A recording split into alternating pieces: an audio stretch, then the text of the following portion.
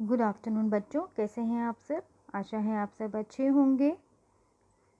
बच्चों, कल आपकी हिंदी की परीक्षा थी। आशा है सबकी अच्छी हुई होगी। सबने अपना स्कोर देख लिया है, पॉइंट्स देख लिए हैं, सबको अपने मार्क्स पता हैं, सबका पेपर अच्छा हुआ है। Very good. चलिए बच्चों, आज हम आपकी पाठ्य पुस्तक का पाठ 4 जो कि कविता है हिमालय कविता शुरू करने जा रहे हैं। हिमालय पर्वत सब जानते हैं, हिमालय पर्वत है। ये हिमालय पर्वत हमें बहुत बड़ी प्रेरणा देता है, बहुत बड़ी शिक्षा देता है। क्या शिक्षा देता है?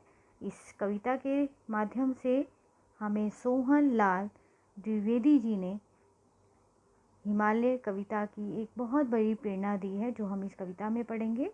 जी हाँ, सोहन लाल द्विवेदी इस कविता के कवि हैं। यह कविता लिखी गई है सोहन लाल द्विवेदी के द्वारा। ठीक है, तो बच्चों कविता शुरू करते हैं। कविता शुरू करने से पहले मैं आपको कविता का भावार्थ समझा देती हूँ कि इस कविता में हमें क्या शिक्षा मिलती है, क्या प्रेरणा मिलती है। उसके बाद हम पूरी कविता पढ़ेंगे। बच्चों, इस कविता से हमें प्रेरणा मिलती है कि जिस लक्ष्य को हमने बनाया है, हम जिस लक्ष्य को बनाते हैं, जो हम सोचते हैं कि हमें यह काम करना है, तो हमें उस पर अटल रहना चाहिए। हमें कभी भी अपने लक्ष्य को मिटाने की कोशिश नहीं करनी चाहिए। अगर हमने सोचा है, अगर हमने समझ लिया है, लक्ष्य बांध लिया है कि आज हम यह कार्य करके रहेंगे, यह कि कल हमारी परीक्षा है, हम यह परीक्षा की अच्छे से तैयारी करेंगे, और तो आपका रिज़ल्ट, आपका परिणाम हमेशा अच्छा आएगा। चाहे उसमें कितनी भी मुसीबत आए, कितनी भी समस्याएं आए। हमेशा ऐसा होता है कि जब आप कोई लक्ष्य साधते हो, उसमें कठिनाइयाँ ज़रूर आती हैं, समस्याएं ज़रूर आती हैं, लेकिन आपको उन समस्याओं को हटाकर, पीछे छोड़कर आपको अपने लक्ष्य की ओर बढ़ते जाना है, ताकि आपको हमेशा सफलता मिले। चाहे अब जैसे हिमालय खड़ा हुआ है, हमें इतना भयंकर तूफान आता है, इतनी आंधी आती है, फिर भी वो अपने पथ पर, अपने रास्ते पर डटा रहता है, कभी भी अपनी जगह से हिलता नहीं है ना। तो इसी तरह से आपको भी अपना लक्ष्य साधना है। आपको एक बात समझ लेनी है कि मेरे को ये काम करना है, चाहे कुछ भी हो जाए, कोई भी मुसीबत आ जाए, कोई भी कठिनाई आ जाए, आपको अपने लक्ष्य पर अटल रहना है। तो इस कविता में हमें यही समझाया गया है। ठीक है, तो चलिए कविता पढ़ते हैं।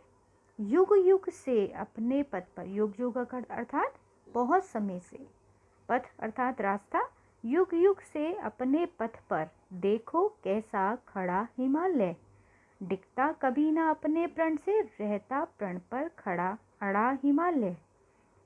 खड़ा हिमालय बता रहा है, डरो ना आंधी पानी में, डटे रहो तुम अपने पथ पर, सब कठिनाई तूफानी में। डिगो न अपने प्रण से तो सब कुछ पा सकते हो प्यारे, तुम भी ऊंचे हो सकते हो, छू सकते हो नभ के तारे। अचल खड़ा जो अपने पथ पर, लाख मुसीबत आने में, मिली सफलता जग में उसको, जीने में मर जाने में।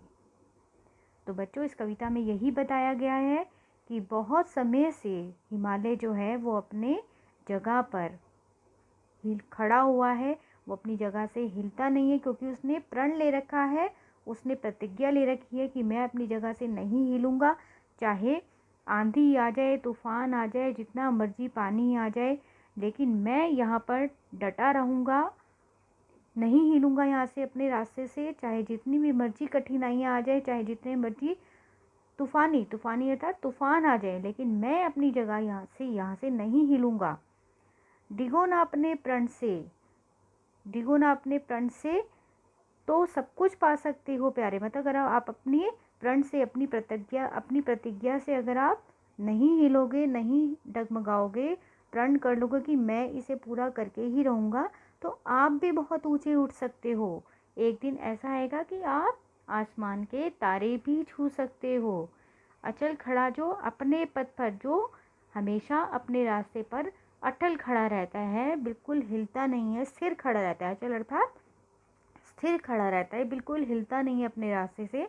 लाख मुसीबत आने में, मतलब जितनी मर्जी मुसीबत आ जाए, कठिनाई आ जाए, अगर वो आप अपनी जगह पर स्थिर खड़े हैं अपने रास्ते पर, अपने लक्ष्य को साधे हुए कि मैं यह कार्य करके रहूँगा, तो उसको अपने जीवन में सफलता ज़रूर मिलती है। कभी भी ऐसा नहीं होता कि आप अपने लक्ष्य को साधें, उसके लिए बहुत मेहनत करें और आपको सफलता ना मिले, ऐसा हो ही नहीं सकता।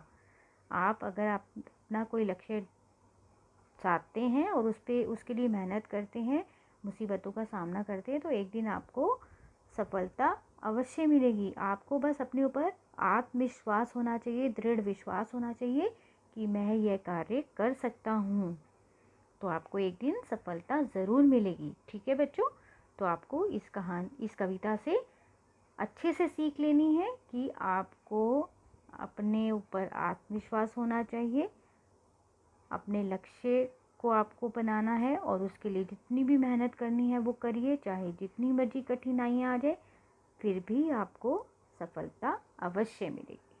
समझ में आई आपको कविता? चल, इस कविता को आज आप याद करेंगे अच्छे से, इसकी सारी लाइंस याद करेंगे, इस कविता को अच्छे से समझेंगे, पढ़ेंगे और इस कविता को याद ज़रूर करेंगे, क्योंकि आपकी जो है परीक्षा में आपकी पंक्तियाँ पूरी करने के लिए आ जाती। ठीक है, चलिए आज की कक्षा समाप्त होती है। धन्यवाद।